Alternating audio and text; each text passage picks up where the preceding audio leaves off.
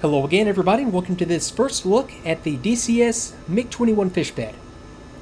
And the model of MiG-21 that we have represented here is the MiG-21 BIS. It's a later model of the Fishbed, introduced around 1972, used by, of course, the Soviet Air Force, and also exported to several nations in a either identical or very similar configuration to what we have represented here.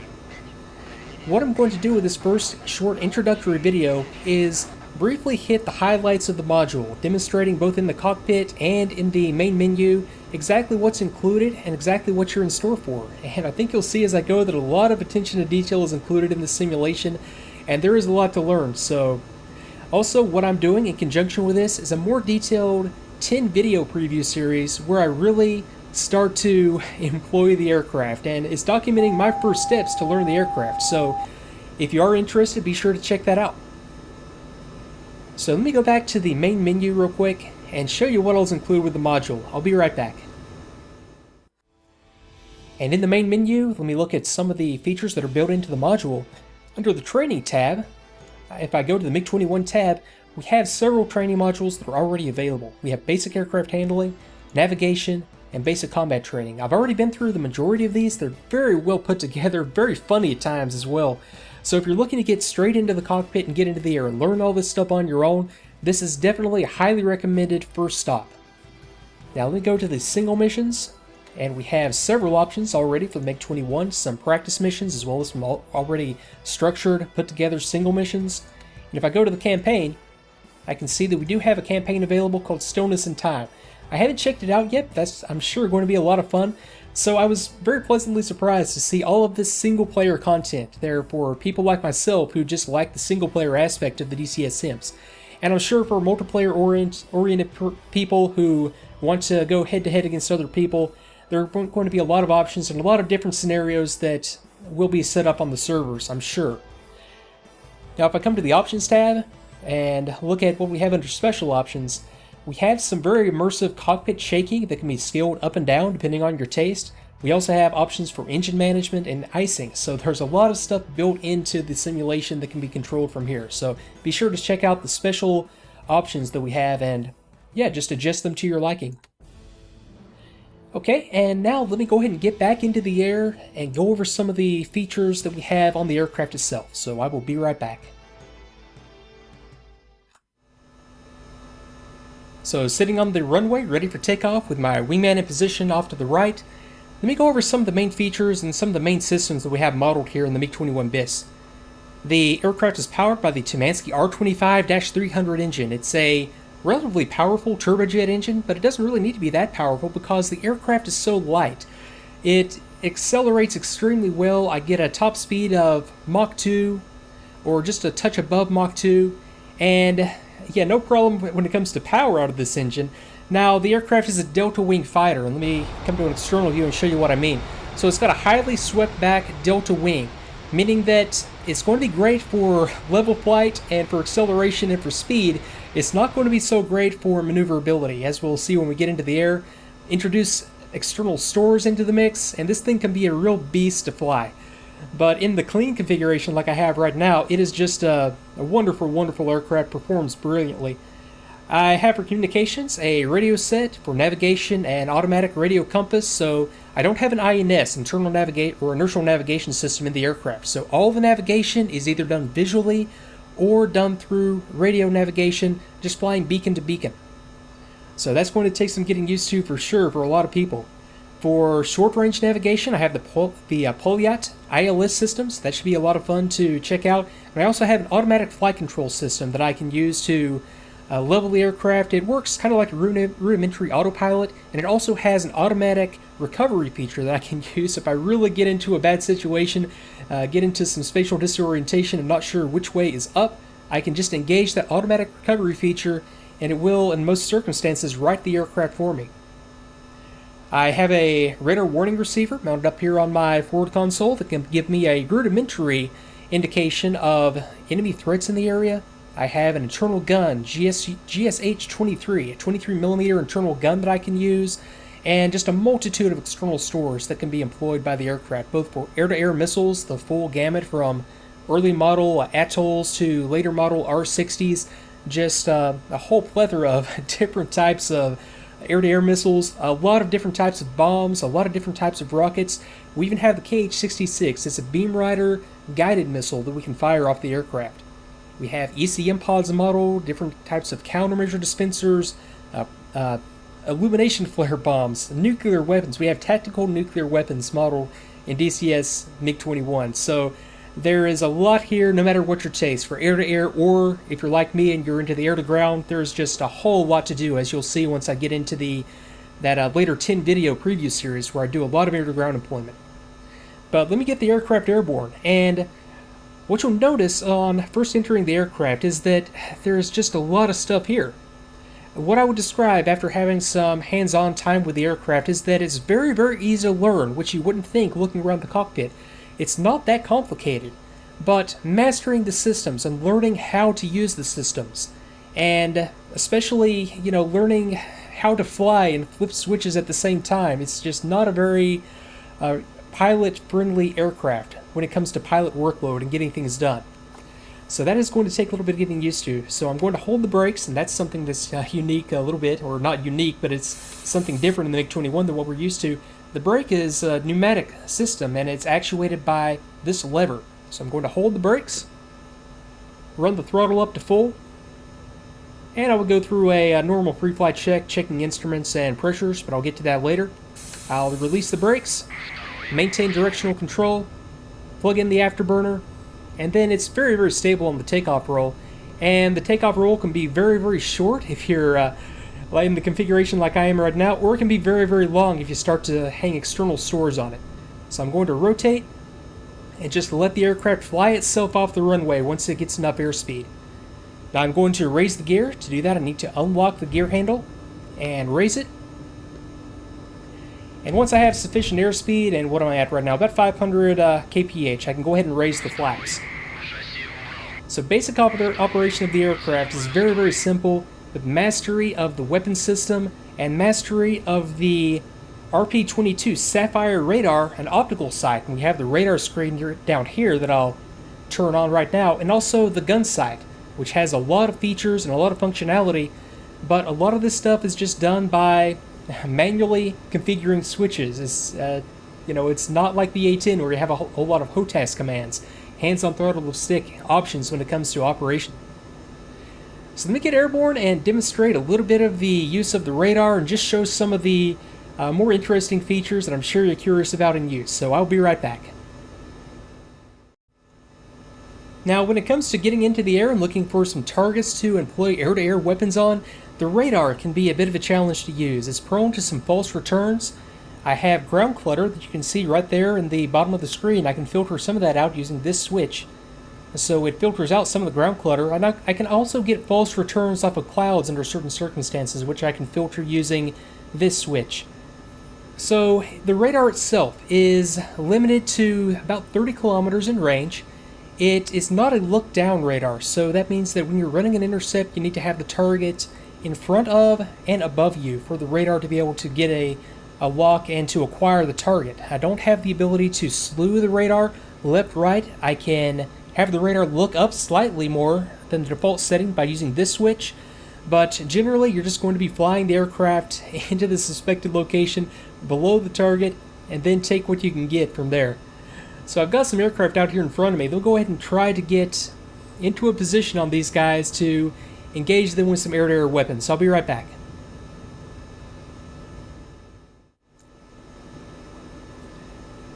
Okay, now as I come around, I'm starting to get some radar returns in the scope. So I have the ability to adjust the range on my tracking gate. I can do that using a twist grip on my throttle. And I need to make sure that I'm below the target so that I keep them in the radar scope and then manually fly the aircraft in azimuth. I can't slew the radar around. I have to fly the aircraft to get these targets within the gate. Now once I do accomplish that, I need to command a lock. And once I have that tone, and also once these indicators, or the vertical indicators, are within the empty space, I'm within range and I can fire a missile.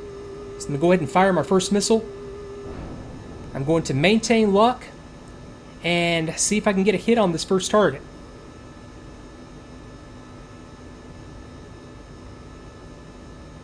Okay, impact. So that's a good hit with a semi-active homing missile.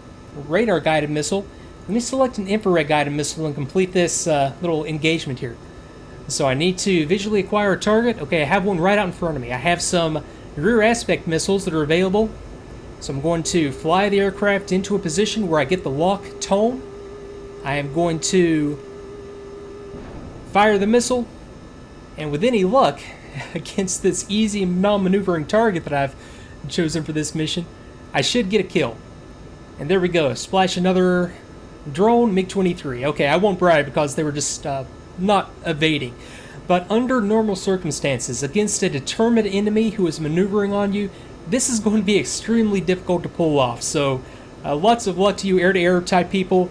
I'm going to go and stick to air-to-ground. So I'll be right back and show a little bit of the air-to-ground employment of the aircraft. And I'm back up in the air real quick with a different payload. I'm going to demonstrate just a couple of the options that we have for air-to-ground, starting with the KH-66 radar-guided Beam Rider air-to-ground missile. So let me come to the external view real quick and show you what I have here. And on the inboard stations, you can see the KH-66, and I also have a couple of 250 kilogram bombs out there on my outboard wing stations that I'll, after firing the missiles, I'll pull into a climb and show some of the climb capability and acceleration capability that we get in the MiG-21. So I'm set up for this KH-66 release with the exception of putting my radar into the narrow beam configuration. Now I have the radar just fixed out there, looking directly at where my reticule is in the gun sight. What I need to do is come around into the target area and then point the aircraft at the point on the ground where I want the missile to impact. I'm just going to pick this target at random. I could, if I wanted to, lock the reticule or lock the radar onto the ground and have it do a rudimentary track on the ground and just stabilize. I'm going to do this without the track. I'm just going to fire the missile, and that's quite a jolt as it comes off. And then I'm going to manually fly the aircraft so that the reticule is pointed at my intended target, guiding the missile in there throughout the entire process. This takes a lot of concentration, and it's not something I would necessarily do in a high-threat environment when I want to be looking for threats.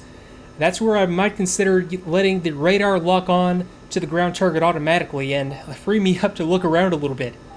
But that's the employment of the KH-66. And let me just get rid of the other missile real quick, just to free me up to do a climb here and get set up for a bombs release. So a lot of switch throws involved in going from configuration to configuration.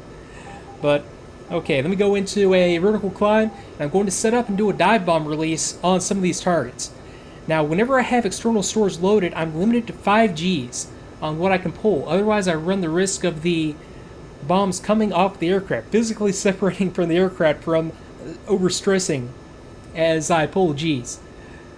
So as you can see, this is vastly different from the Sukhoi 25 or the A-10 if you're air-to-ground fanatic like myself.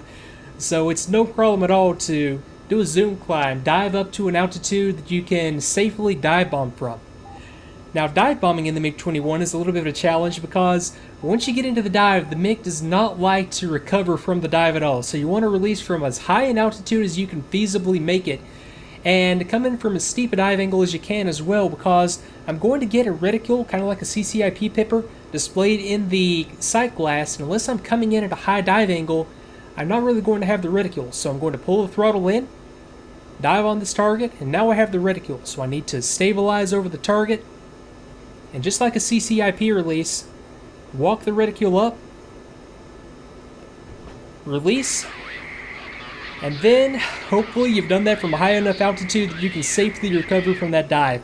And once you get going down on at a high airspeed, that was a little bit off. That was a little bit bad technique right there. I had a little bit too much side slip on the aircraft trying to recover and keep it lined up on the target.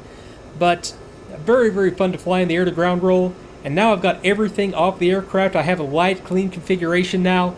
Roll rate in the aircraft in the clean configuration is just great. Now I'm unlimited on the amount of Gs that I can pull. I can put it into a 7G turn right here. I say I'm unlimited. 7 Gs is about the max that you want to put on the airframe. But yeah, this thing just maneuvers great once it cleans up. Accelerates great as well. And it's just a heck of a lot of fun to fly, actually. So let me go ahead and head back to base here and wrap this video up. And approaching Sanaki Airfield for the landing roll, I'm going to go ahead and get configured here. I'll go to the intermediate position on my flaps.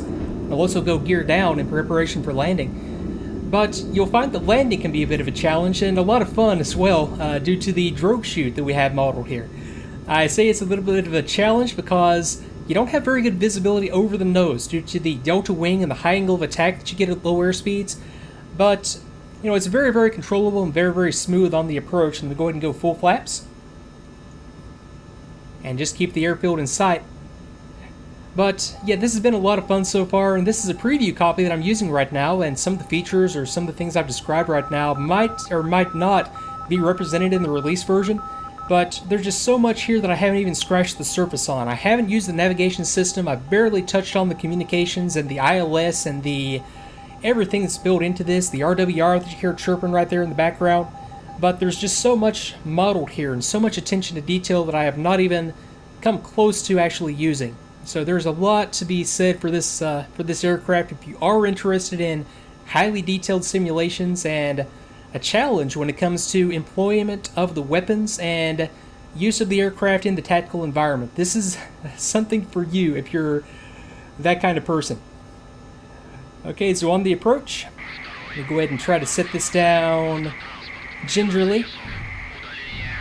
That was not gingerly, but I'll take it. Okay, let me go ahead and deploy the drogue chute and bring this aircraft to a halt here on the runway. So I've got the chute out. This thing really decelerates the aircraft, so yeah, I barely even need to get on the brakes at all as I'm on the landing roll, I should say. So there you go. As you get into the aircraft, I challenge you to do a better landing than that. It's really, really tough to see and judge your altitude as you come down. It's really, really touchy sometimes when it comes to hard landings. It likes to bounce around a lot, but it is a lot of fun, like I said. So I'm going to go ahead and jettison the chute and take her into parking. That was not the jettison chute button. That was the jettison chute button. But okay, then bring it around here to the parking location, get her shut down, and give you some final thoughts. So I'll be right back. So folks, I'm going to wrap this video up right here. And I know it seems like I'm always a positive person when it comes to these aircraft. I would not be flying these aircraft and I would not be doing these videos if I didn't genuinely believe that this was a good time and that these were excellent representations of the aircraft and the aircraft systems that are a lot of fun to use. So you've seen a little bit of it here in action. You'll see it in a lot of other people's videos and descriptions of the aircraft, but it is highly recommended for my part for what I look for in a detailed simulation of an aircraft, and I've not even scratched the surface on using this aircraft to its full extent. So if you are enjoying this, I also have a 10-video comprehensive preview coming up immediately after this that's going to go over a lot of the stuff that I touched on here briefly in a lot more detail. So check that out if you are interested in the aircraft and want to see a little bit more before you make a decision on whether this is something you're interested in. But I'm having a lot of fun. So I'll see you in further tutorials and further gameplay videos in the MiG-21 and other DCS aircraft. So hey, thanks again everybody for watching, and I will see you next time.